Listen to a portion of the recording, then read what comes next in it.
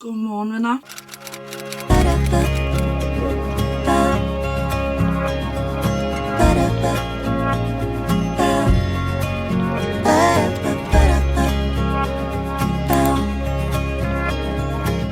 Jeg sidder lige nu, og jeg skal til at gøre mig klar, og det er simpelthen fordi, at vi skal have noget rigtig spændende i dag. Jeg vil indrømme, at dagen er lidt mere stress allerede, end jeg havde håbet på, men sådan er det. Det er simpelthen fordi, at vi skal prøvesmage vores bryllupsmenu. Eller det vil sige, hvis det er godt, bliver det vores bryllupsmenu. Vi skal ligesom smage, om det her det er godt, om det lever op til vores forventninger og vores drømme og ønsker osv. Og hvis maden er super lækker, hvilket vi selvfølgelig håber, den er, så er det simpelthen det, vi ender med til brylluppet. Så vi skal have en lækker middag, og jeg glæder mig så meget. Men ja, det har været lidt stress morgen, fordi at kommunikationen har ikke just været mega fyldestgørende. Så ja, jeg måtte simpelthen ringe til dem her for 10 minutter tid siden, og der sådan lidt, altså, prøvedagen kommer i dag, men vi har ikke fået oplyst, hvilket tidspunkt det er. Og jeg havde bare som udgangspunkt, altså i mit hoved, tænkt, at når det er sådan en 3-retters menu, som man betaler 600 et eller andet for, så tænker jeg, at den kommer om aftenen, så man kan sådan bruge den som aftensmad, og man ligesom kan, ja. Men jeg får så oplyst, at den kommer klokken 12. Og keep in mind, klokken er 11.42. Ja, så vi er lidt stresset nu, fordi vi har bare gået ud fra, at det vil komme i aften, og nu har vi lige fået oplyst, at det faktisk kommer lige om lidt. Der var pludselig lidt stress på, og det er jeg mega ærgerlig over, fordi at jeg havde håbet, eller min plan var, at jeg skulle filme en god video til jer. Også en, som vi kan se tilbage på alle de her ting. Og nu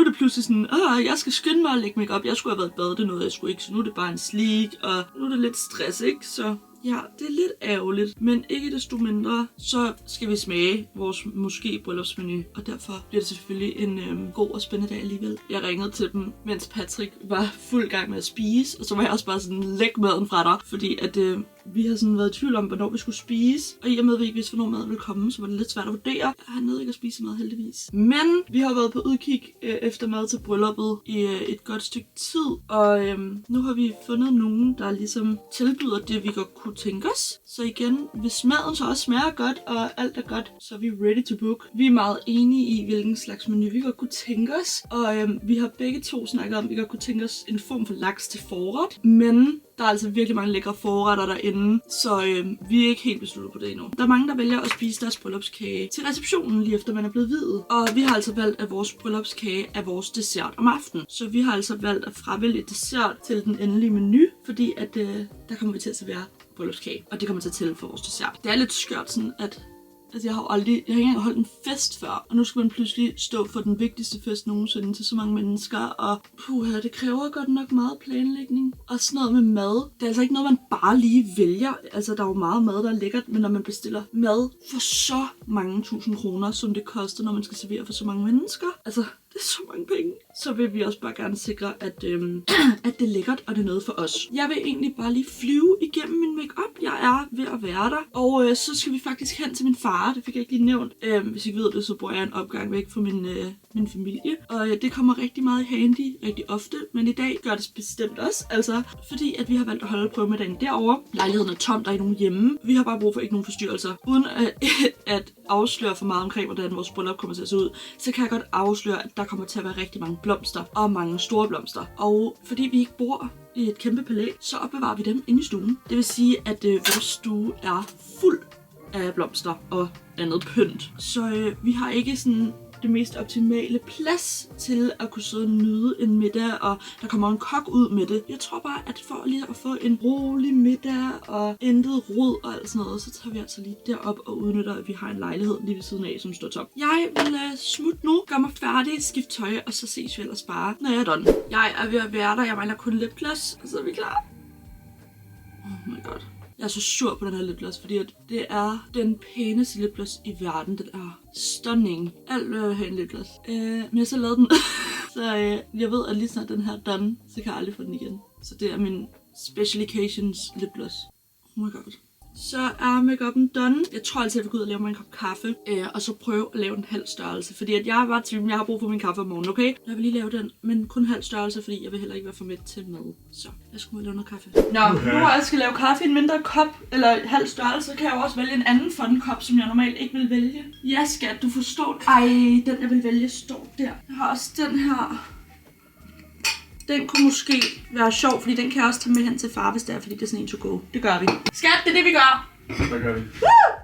Den her kop. Ej, jeg glemte fucking at sætte et stykke rum for ringen, men jeg overvejer også at prøve at lave en kaffe med den her cinnamon bun.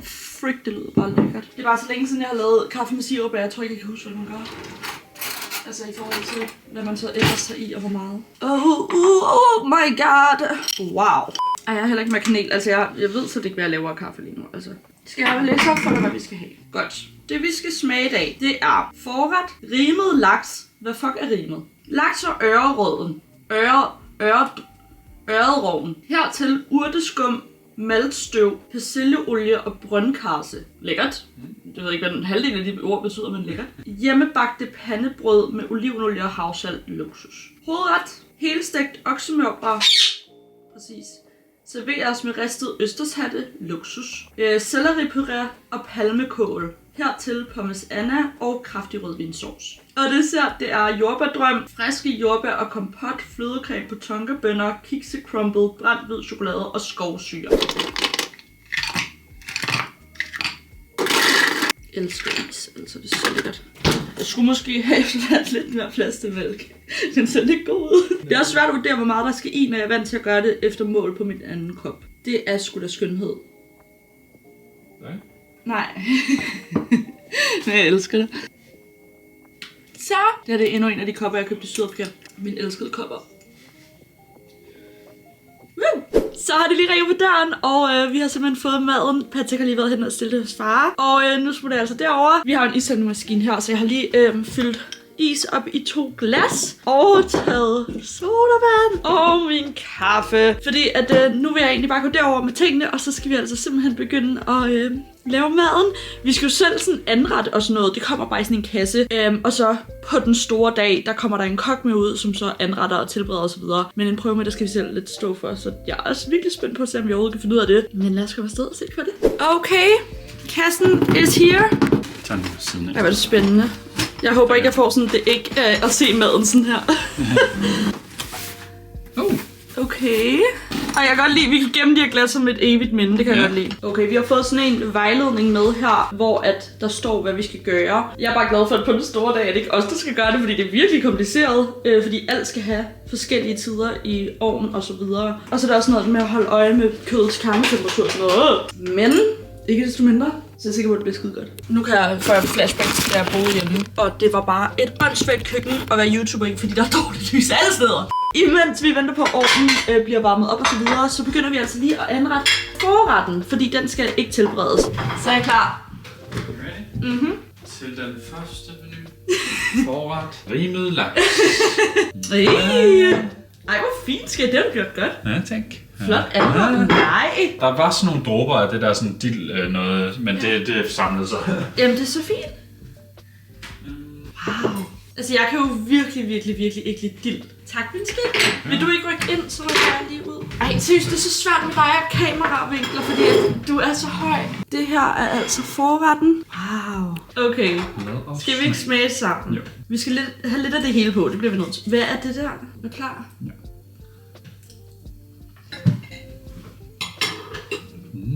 Hold op. Meget kraftig smag i fisken. Nå, jeg synes, det smager fucking godt. Jamen, det er jo ikke nødvendigvis en dårlig ting. Jeg skal lige smage ret, altså tingene hver for sig. Det er jeg ikke fan af. Men det er fordi, det er svært at gøre mig tilfreds med sådan noget, fordi jeg virkelig ikke kan lide salt. Og fisken smager virkelig salt. Jeg synes, det er helt vildt salt. Og det vidste man nu, eftersom du sagde det der med, at den havde ligget i en salt lage. Ja, det er rimet. Ja. Fandt jeg ud af. Men jeg synes slet ikke, det er galt. Altså sådan salt. Jeg synes, det smager godt. jeg synes, det er som at tage en bid af salt. Du er også meget saltsensitiv. Det må jeg indrømme, jeg ikke er så glad for. Nå. Igen, forretter altså, er ikke noget, jeg går sygt meget op i, så hvis du elsker det, så har jeg ikke noget imod, at det er sådan noget her, vi går med. Men da vi læser alternativerne med nogle ting, der var, så synes jeg, at der er noget andet, der tiltaler mig meget mere. Det må jeg indrømme, ikke er lige mig. Jeg er ikke så glad for det. Jeg synes, vi har betalt over 600 kroner for den, så jeg synes, du skal spise det. Det er lækkert, hvis man er til sådan noget her. Det tror jeg bare ikke rigtigt, jeg er. Spændende! Bon appetit. Skat! Okay, wow. Ej, kødet er jo luksus indeni, og din anretning. 10 ud af 10. Wow, skat. Ej, hvor er du god. Det her er hovedretten. Det er det der parmes Anne hedder det. Og noget kød, som jeg ikke kan huske hvad hedder. Selleripuré og svampe og lidt forskelligt. Så er der også noget brød til. Ej, wow, lækkert brød. Ja. Mega lækkert brød. Hvis man kunne smøre sådan pisket smør på, det er rigtig lækkert. Og rødvinsauce. Det her ser så godt ud. Jeg er så spændt på det her. Det nu spiser jeg jo ikke smør, men jeg havde sådan forestillet mig at sætte pisket smør på bordene. Også fordi, at bryllupsmenuer, det er jo ikke de største portioner, så folk kan ligesom også spise sig lidt med det i brød, hvis de skulle være ekstra sultne, ikke? Jeg skal lige lave en bid med det hele.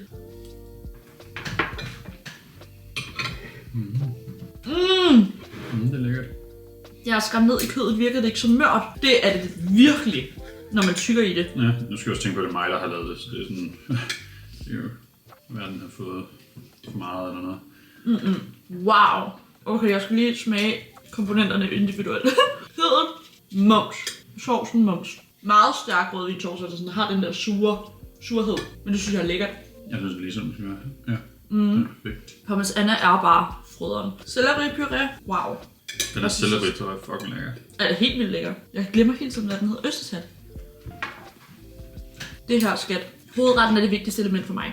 Så længe den her er så lækker, så er jeg næsten ligeglad med, om jeg kunne lide hovedretten eller forretten eller ej. Mit fokuspunkt er hovedretten. Det her er så lækkert. Ej gud, vi har ikke smagt brød. Ikke at jeg kommer til at bedømme noget på brødet, det er jeg fuldstændig ligeglad med. Men jeg synes alligevel, det er lidt vigtigt at smage.